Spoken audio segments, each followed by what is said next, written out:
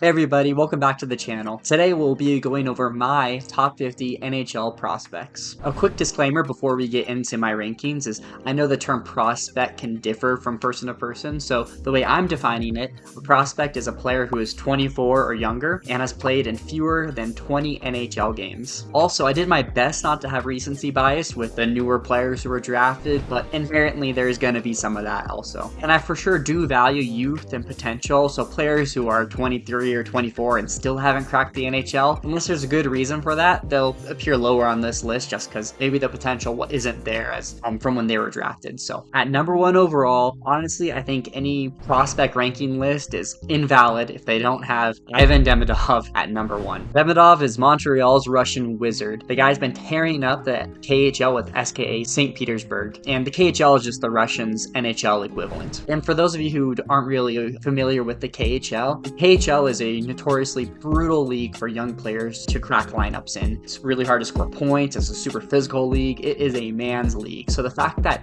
Ivan Demidov was able to put up these crazy point totals is insane. Seriously, where you play matters, and you'll see players in the OHL score over 100 points in a season, and that's impressive and everything, but you can't dismiss what some of these international players are doing in these men leagues, and that's no different for Demidov. Also, I'm convinced that SKA St. Petersburg's coach had an agenda against Demidov, because even with Demidov's insane play all year, he barely was able to reach 14 minutes of on-ice time per game. Now to his game. Demidov has got some of the best hands I've ever seen in a hockey player. His vision is elite, and he dances around defenders like they're traffic cones. His frankly insane combination with elite stick handling and amazing vision, plus really underrated skating, give Demidov a sky-high ceiling. Who knows what his potential is in the NHL, but he has got to be the most exciting talent alongside being the number 1 prospect in my rankings. I don't know what type of black magic or voodoo Kent Hughes is working out there in Montreal, but the fact that they're able to get Demidov at pick 5 and that they've always found value down draft boards is criminal. Montreal fans have to be stoked for their future. The second pick in my prospect rankings was pretty easy for me to choose also because it's a player who I love so much, and that's Matthew Schaefer. You Islanders fans lucked out in winning that lottery because I truly believe that Schaefer is the next defensive prodigy in the NHL. For me, he easily projects as a top pairing defenseman. Some people may not see him as their number 1 guy, number 1 defenseman on their team, but I think he honestly can get there with his silky smooth skating and his offensive upside. I really think Schaefer can get there. Also, this kid's maturity is beyond his years. Everything I've read just points to him being a leader on and off the ice. So in Matthew Schaefer, you're getting an insane skater, playmaker from the defensive zone. He's a guy who could bring the puck up the ice, and also he's a guy who is pretty responsible on defense as well. So easily for me, Schaefer is my number 2 prospect, and someone I still wish that the Sharks were able to get. I mean, can you guys imagine Schaefer and Dickinson being paired on the same blue line? It's something I can only dream of. Okay, my number 3 pick may surprise people, but it is Zayn Pere. Calgary, you guys got an insane man in Zayn Pere. I watched a ton of Saginaw Spirit this last year from scouting Michael Misa, and whenever I was watching Misa, the one player stood out on the ice above everyone else, and even Misa at times, was Zayn Pere. He looked like he didn't even deserve to be in the OHL, meaning he was too good for it. I mean, the way he was able to carve up the ice, get goals, and assists was just not there. While maybe not the big body defensive stopper that maybe sometimes you look for in defensemen, Zayn Pere is your for sure power play driver of the future, and also your offensive engine of any line he's on. Okay, at number 4, I'm sticking with the Saginaw Spirit, and it's Michael Misa. Obviously the Sharks' number 2 draft pick from this last year, and Misa is just a scoring machine. Check out these eye-watering numbers from the OHL last season. I mean, Misa put it up everywhere. But Misa isn't just a point scorer. He's an elite skater and also a very responsible center on the defensive side of the puck. He's the type of player who can score goals but also be a menace on the forecheck. I honestly cannot wait to see what the San Jose Sharks do with some of these line combinations, because having Celebrini on the first line and Misa on the second gives you crazy flexibility. Throw in Will Smith and Willie Mecklin. I cannot wait for some fun years of hockey upcoming as a Sharks fan after going through some pretty dark ones. Okay, speeding up now because we got quite a few prospects still to get through. At number 5, I have Sam Dickinson, and for me, he's a gem, a 6'3", two-way beast. His OHL campaign with London saw him hit nearly 90 points, a rare feat for a defenseman. He's mobile, smart, and physical. For me, he's a safe bet for the top 4, maybe not your number number one defensive guy, but an amazing piece to build off of for the Sharks. The only thing that Dickinson can maybe work with is his decision making with the puck. Sometimes I see him make some pretty unwise choices, but from a young player, pretty par for the course. So 6 I have Steve Bouillon, and for me, Dickinson and Bouillon are kind of interchangeable at 5 and 6, but Minnesota was so lucky to be able to get Bouillon. I think it was pick 14 in the 24 draft, but Bouillon's a player who has a huge package of skills coming from the defensive side. He played at the University of Denver and really flourished there, putting up tons of points. Fresh off a national title and a World Junior gold, he's got the pedigree already. For me, obviously, he's not the biggest guy, but his skills scream top pairing potential. Next at number 7, we have Ryan Leonard, and here you could just have just another one of the Washington Capitals' many steals of the past few drafts, and their scouting and development team has got to be the best in the NHL. Anyone that watched his World Juniors performance knows what kind of grit and scoring touch Ryan Leonard is able to play with. Now, for me, the easy comparison is TJ Oshie. Because of that, I say he's a safe bet for a top 6 role in the NHL. Okay, at number 8, we have Carolina's Alexander Nikishian, 23-year-old KHL stud, and for me, he is NHL ready. I'm not one of the older players on this list. He is already becoming a very polished defender. His 140 points over the last 3 seasons in the KHL are unreal, especially for a 6'4" defenseman. He's mobile, well-rounded, and obviously a top 4 D-pairing lock. Hurricane could slot him in tomorrow and he could have an instant NHL impact. At 9, we're sticking with defensemen, and we have Detroit's Axel Sandhagen. Now, he is a puck-moving phenom. The 19-year-old SHL star broke goal-scoring records and earned back-to-back World Junior Cup's top defenseman nods. For me, his size raises some concerns, but his skill is undeniable. For sure, a future power play 1 quarterback. At number 10, we have who I thought should have gone at number 3 in this last year's draft, and that's Porter Martone. And Philly, you got a good one here, because Martone is a big skilled forward with for sure top line potential. His OHL dominance and vision make him a playmaking force, and for me, easily the best playmaker from this last year's draft class. With Martone, think a big-bodied playmaker with some edge, and if you can coach up his edge and maybe his physicality, then you've really got a steal here. At number 11, Chicago's Anton Fondell slides in. Anton Fondell is a high upside forward with slick hands and a filthy shot. I think his one-timer alone is part of the reason you had Anton Fondell shooting up draft boards towards the end of the season. For me, there's some debate over his skating skill, and also I don't think he's the best entering the offensive zone with the puck, but if he can get the puck on Fondell's stick, he can work wonders with it. His playmaking is solid, and I've already talked about his shot. Fondell is a really solid prospect, and I'm really excited to see what he can do on a really young and exciting Chicago team. At number 12, you have Utah's Caleb Desmoyer. Desmoyer brings speed and scoring. His junior numbers screen offensive upside, but for me, consistency is key. He didn't have a great Memorial Cup run, but I think there was some indication that he was playing injured throughout that. But even still, I can't figure out if I think Desmoyer truly has the potential to reach the number 1 line, but for sure he has number 2 line potential. Desmoyer just brings responsibility and flash from the center position, and a great addition to Utah's growing young prospect pool. Anaheim's Becket Senica slides in at rank 13, and Seneca brings a lot of size and hustle and scoring, all things Anaheim really prioritizes. While I would have picked Demidov in last year's draft, Becket Seneca's breakout season this last year in the OHL proved that this guy's got top 6 potential. I'd say he's a solid bet for Anaheim's future. Okay, at 14, this may surprise some of you, but I have Cole Hudson. Obviously, Lane Hudson's younger brother. I'm done doubting the Hudsons.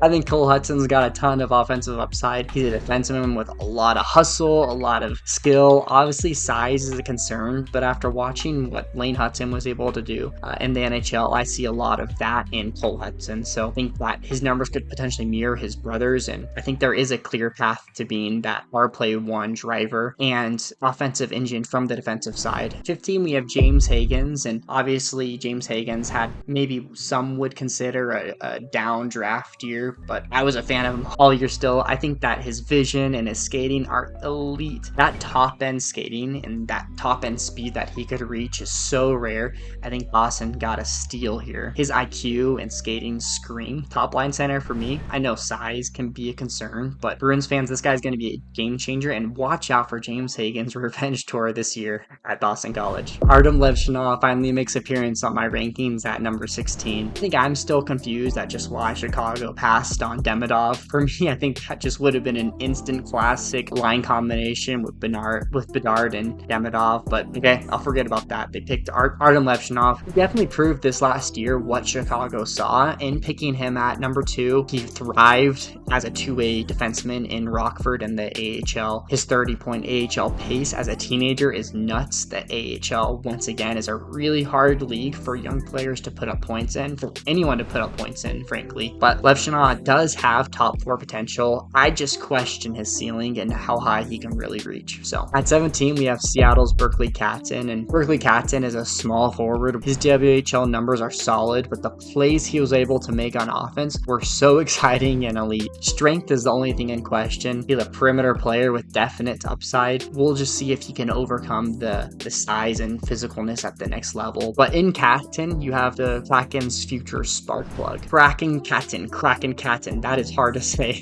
But anyways, at 18, sticking with the Kraken, we have Jake OBrien, and I actually mocked OBrien to Seattle in my mock draft. Don't want to brag or anything, but I thought he'd be a great fit for them even back then. OBrien is a versatile forward with a nose for the net. He's got size. I even think OBrien can make it to the top line. I love what he put up in the OHL. He's reliable. He's skilled. At 19, we have the Ottawa Senators D-man, Hardam Yakamchuk. And Yakamchuk is a versatile 6'3" defenseman with some offensive flair. His junior season for me was uneven, maybe a little inconsistent, but he definitely showed flashes of the offensive upside and angles that he's got in his game. Watch some of these Yakamchuk highlights because he's actually got some pretty sick stick handling for a big dude. So I think that Yakamchuk's got that top 4 upside in a D-man that you want, but I just kind of question his consistency, and we'll see what he can offer in the coming seasons. At number 20, we have the most excited player to be drafted in this last year's draft, and that's Ratty Murka to the Buffalo Sabres. Murka is a steady blue liner. He's got some two-way chops. He's got obvious size and smarts, and actually some surprisingly good skating. I've seen him go coast to coast and score goals. I just don't think that offensive upside can be counted on at the next level. But in Murka, you still got a massive defenseman and a guy who should be pretty defensively responsible at the next level. A pretty safe pick for them. Okay, at 21, the first goalie makes an appearance, and that's Yarislav Ascarov, the San Jose Sharks' best goalie prospect. I'm not going to pretend like I really know how to evaluate goalies that well, but in Ascarov, we saw him be dominant while playing in the AHL before he was injured. Some rougher numbers in the NHL, but let's be honest, any goalie behind that Sharks team was going to have put up rough numbers. So at 22, you have Pittsburgh's Victor Ekman.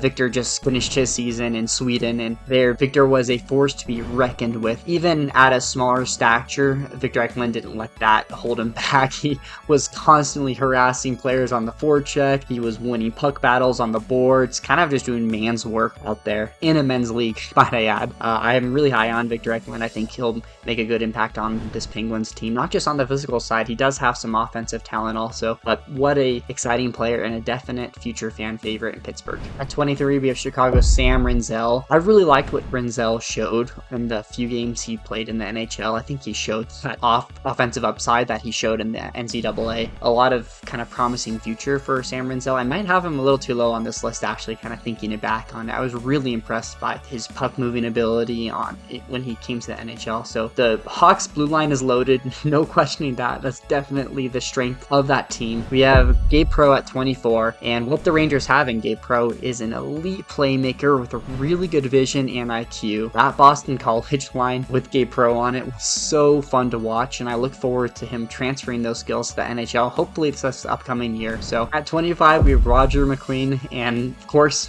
he plays for Anaheim, or got picked by Anaheim. I think when they saw that 6'5", 6'6" frame listed under Roger McQueen, Anaheim was sold just like that. I mean, that seems to be the main thing they care about, but McQueen isn't just size. He brings some of the best soft skills that I saw in this last crop of prospects. Roger McQueen has elite hands, a really good shot. He just needs to work on his skating, kind of putting everything together and polishing his game. If he can recover from this kind of rougher back injury and prove that these soft skills can go with his big frame, I think he could be one of the biggest steals from this last year's draft. Now we have the opposite of soft skills at 26 with Brady Martin. And Brady Martin, it might feel like he's a little low here since he was picked number 5 in this last year's draft by Nashville. I'm just not super high on Brady Martin's upside. I'm dead sold on him being a good fit in the NHL. I think it's a no-brainer he will make the roster soon, and the NHL roster soon, but Brady Martin just doesn't have that offensive upside I look for. But what he doesn't have an offensive upside, he brings with a bruising and sometimes a violent style of play. Brady Martin's energy and hitting power and smart positioning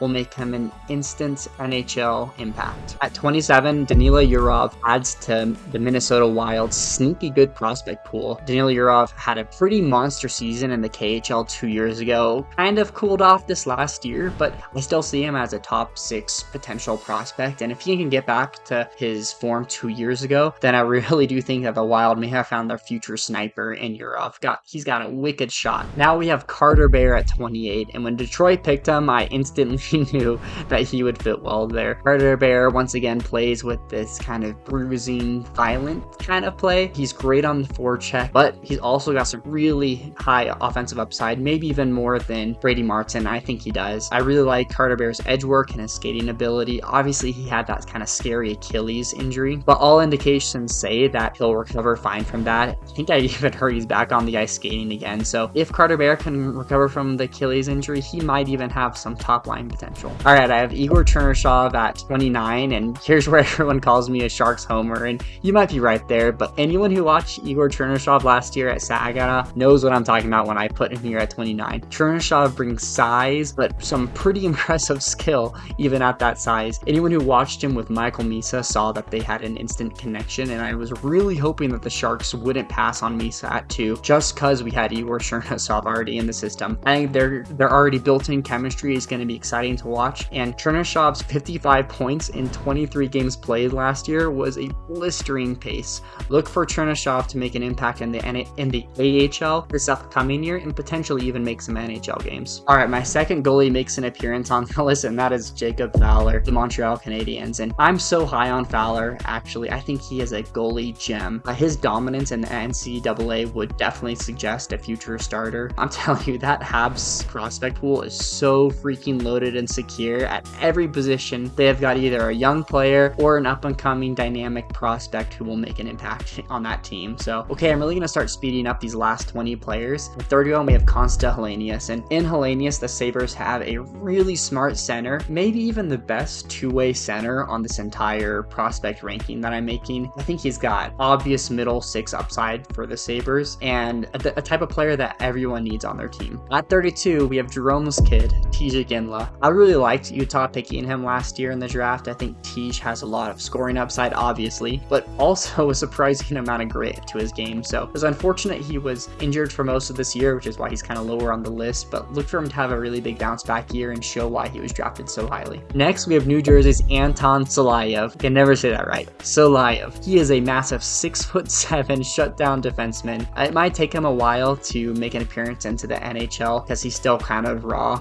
Obviously, at 6'7", that's kind of what you expect. But while he's playing in Russia, he's shown that he can be a really reliable defenseman, and I think that's just what he'll bring to the NHL game. Not much offensive upside, but a super reliable, massive, imposing defenseman. At 34, we have Jimmy Snuggerud, and this is where you'll see a lot of St. Louis's prospects. They fall in this kind of 30 to 50 range, in my opinion. Not maybe the highest end, but a ton of surefire NHL caliber players, and that's what they have as Snuggerud. He is a sniper. Watch this guy's shot. He could really laser some of these. He's got top 6 upside for me, and his World Junior runs were awesome to watch. At 35, I have Caden Lindstrom, and this might make me look like an idiot for having him so far down on my listing, but I'm just kind of scared of that injury that Lindstrom has, that back injury. Sometimes that can be really a real career hamper for these guys. But at this last summer showcase for Team Canada a few days ago, Caden Lindstrom actually looked really good, and it kind of shook off some of my fears. He's still kind of low on my list, but if he can shake off this injury and return to form, this is a guy that can make a massive impact for the Blue Jackets. He's a big dude and a guy that can make a top line. 36, we have Jackson Smith, another Blue Jackets prospect. He was one of my favorite defensemen out of this last year's draft. I challenge you guys to watch this guy skate, and he can go north to south, east to west. This guy can move. His edge work is really good. I love his puck carrying skills. I'm really excited to see him play college hockey this next year. So look for Jackson Smith to keep developing on these skating skills and kind of put it all together for the Blue Jackets. We have another Washington Capitals gem in Andrew Cristal here at 37. And Cristal, even though he's a little undersized, he has tons of scoring prowess. Once again, I don't know how the Capitals always find so much value down the draft boards, but they did again with Cristal. I'm really excited to see what he can do on this Washington team. Next, we have Liam Greentree with the Los Angeles Kings, and I really like Greentree. I always have. I loved him in his draft year, and he just showed why I loved him so much. He brings a ton of size and scoring, and even some edge. I don't love his skating. He's not the fastest dude, but if his kind of size and grit and scoring can translate to the next level, the Kings have a great one in Green-Chi. Next, we have the Slovak, Dalibor Dvorsky. Dvorsky was drafted in 2023, I believe, by the St. Louis Blues, and he's a super skilled forward with some really impressive playmaking abilities. Callum Ritchie is at 40, and this is one of the players that the Islanders were able to snag from the Avalanche, but I really like Ritchie's style of play. He's a really solid playmaker, middle six potential for the Islanders in the future. David Reinbacher is just another part of the ridiculous Montreal Canadiens prospect pool. He's a two-way defenseman. I see him more on the defensive side than the offensive side, but super reliable on defense and another just amazing player for the Montreal Canadiens. Jonathan Lekkerimäki at 42 for the Vancouver Canucks. Lekkerimäki, sorry if I'm not saying that right. He's got a wicked shot. The biggest dude in the world, but definitely has top 6 potential for the Canucks. Hey, real quick, I just realized in editing that I completely forgot to talk about Dmitry Shimashev. Sorry, Utah fans, but in Shimashev, you get a big-bodied 6'5" defenseman out of Russia. And in the KHL, Shimashev had okay production, not really much on the offensive side, but he's a sure, steady, defense-first D-man. And I also believe he just signed a contract with Utah, so hopefully that means we'll see him soon in the near future. All right, to the video. Next, I have Justin Carbonneau playing for the St. Louis Blues. He's a type of player that every team needs, every line needs. He does the dirty work. He's kind of a glue guy. He's good in the face-off. He's kind of good in any position you need him in. I really like his playmaking skills. He's got pretty decent puck handling also. So Justin Carbonneau had a great season last year in the Q, and we'll see if he can keep adding to that. 45, we have one of my favorite players, Colin Potter. And Colin Potter is just one part of Calgary's ridiculous draft this last year. I love Potter's speed. I love his playmaking. I love his scoring. I think he went way too low in the draft. Look for Potter to be a gem here. He's a guy who could shoot up these boards soon. I'm really looking forward to see what he could do this upcoming year at Arizona State. At 46, we have Cole Yzerman for the New York Islanders. And Yzerman was someone who was once kind of held in more high esteem, I think. He hasn't really been able to add to his shooting game. Obviously, he's got a crazy good shot. Probably the best shot on this entire list, actually. But other than that, Yzerman hasn't really developed too much. But if he can develop and add to that, then he can be a gem for the Islanders. At 47, we have Lyndon Lakovic. And Lyndon Lakovic was one of the highest upside players from this year's draft, in my opinion. He's a super tall guy at about 6'4", 6'5". And you'd think that 6'4", 6'5", you'd think power forward, but that's not really Lakovic's game. He's got a bunch of soft skills. He's got some filthy hands. If he can add a bit of physicality to his game, I think that he could really turn into something here. So I really like Lakovic. I love him to Washington. I think that's a great spot for him, and I have no doubt that they're going to develop him into a great player. Next, at 48, we have Edmonton's only player on this list, Matthew Savoy. And Savoy's one of those players where if he was a little bigger, he'd be way higher on the list. At 5'9", a little undersized, but he's got some serious skills. A really talented forward prospect and someone who I can see with some middle six potential possibly. At 49, we may have the meanest player on this whole list, Kayshawn Aitchison. Kayshawn Aitchison added to Islanders' amazing draft. He is such a physical and aggressive and violent player. He's the guy who will drop his gloves in a heartbeat. I love Aitchison's game. He put up a bunch of points also. I don't know if that part of his game will translate to the NHL, but at the very least, you have a really powerful, bruising player for the Islanders. So I love Kayshawn Aitchison. Finishing off the list at 50, we have Michael Hayes. And I feel like I keep saying this, but another Montreal Canadiens prospect. And Michael Hayes is definitely a pure playmaking center. He is a really talented puck distributor and someone who might be able to find a really solid role for himself on that Montreal Canadiens team. I'm gonna mention 3 more players because I love them so much as kind of honorable mentions, but I was so close to adding Cole Reshny, Isaac Howard, and Tanner Molendyke. I love these 3 players so much, especially Cole Reshny. I loved him as part of Calgary's draft this last year, and watch for those 3 players to make an impact also in the near future. And there you have it. That's my top 50 NHL prospects list. And I thought this exercise would be super easy, but it wasn't. There was a bunch of players that I really wanted to make the list, but that would mean other players wouldn't. I would have had to bump them off. So let me know what you guys would have done differently, what you guys liked about the list. Really quick, I made this infographic to kind of show which players represent each NHL team, and you kind of see which teams are doing better at loading up on top-end talent, or top-end talent how I see, at least. You have the obvious, like the Sharks, the Blackhawks, the Canadians, who are just loading up on talent and are going to be juggernauts soon. And then you have some other surprises in there, like the Capitals, who have just done a great job drafting throughout the year. So anyways, that's my list, and thank you all so much for watching. If you enjoyed the video, please consider subscribing and liking, as it really helps me out, and I hope to see you guys in the next video. Thanks.